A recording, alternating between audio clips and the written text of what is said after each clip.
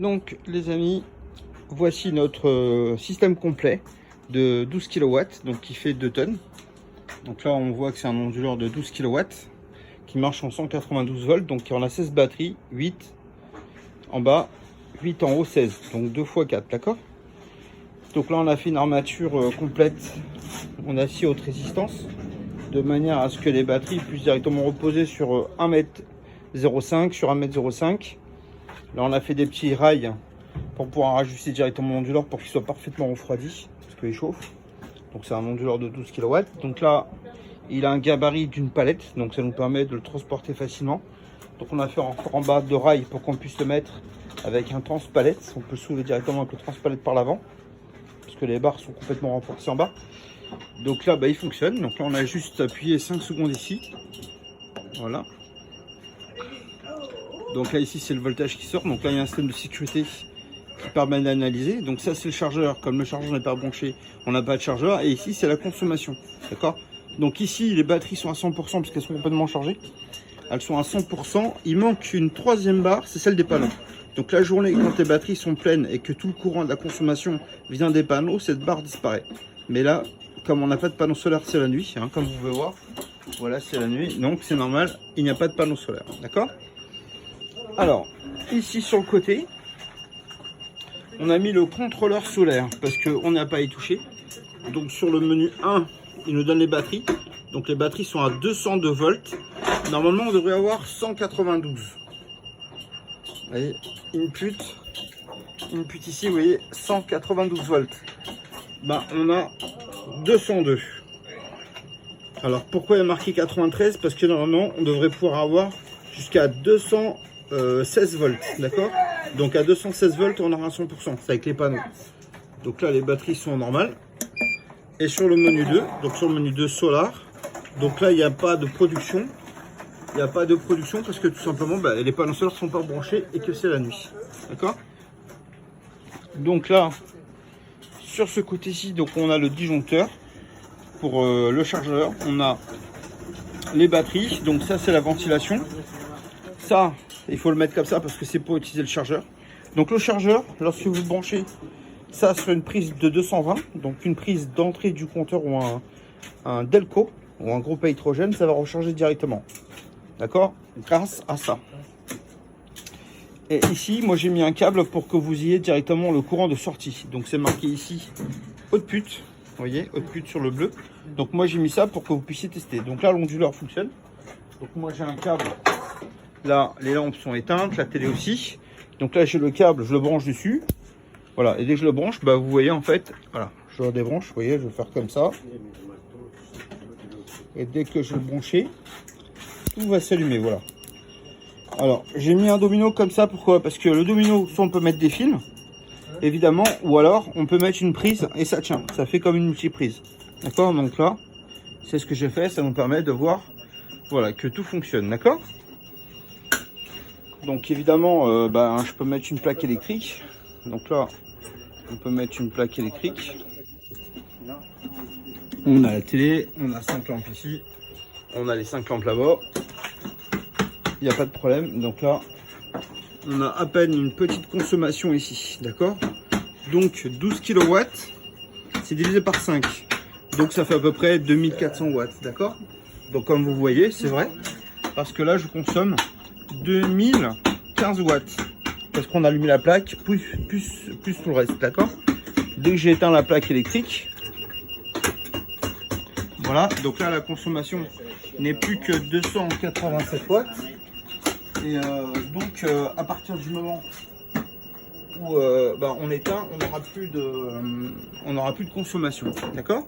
Donc là, comme vous voyez, la consommation de 2000 watts a disparu. Voilà, une petite consommation. Donc on n'a plus une grosse consommation que tout à l'heure. Évidemment, si j'aurais mis la plaque,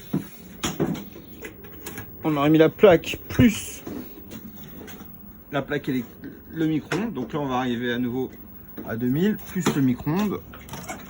On va mettre le micro-ondes en route.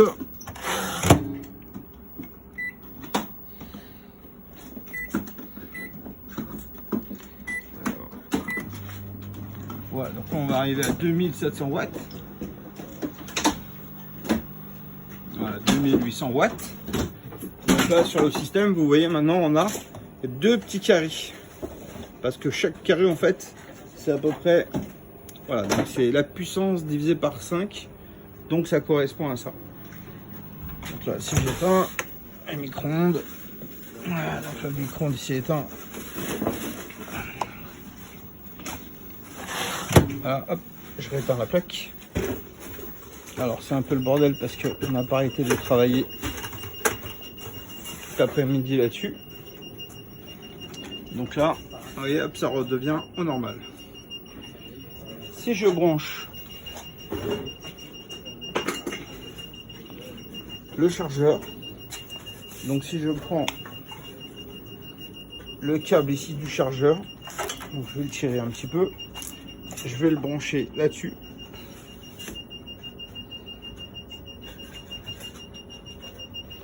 Bah, automatiquement ça va recharger.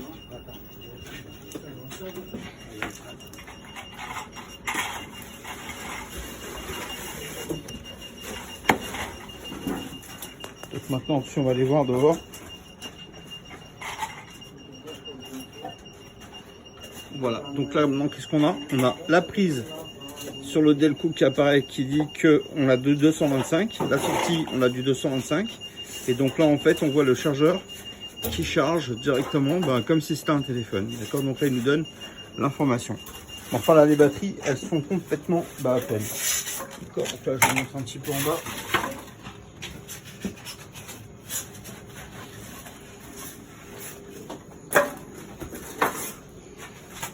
Donc j'ai préféré mettre le contrôleur ici parce que en fait sur l'onduleur, à part la consommation, vous voyez rien du tout.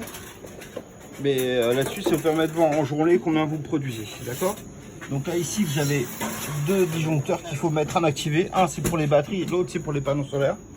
Et donc c'est ici, quand vous appuyez là-dessus, vous avez le menu batterie, le totaliseur de batterie de production par jour.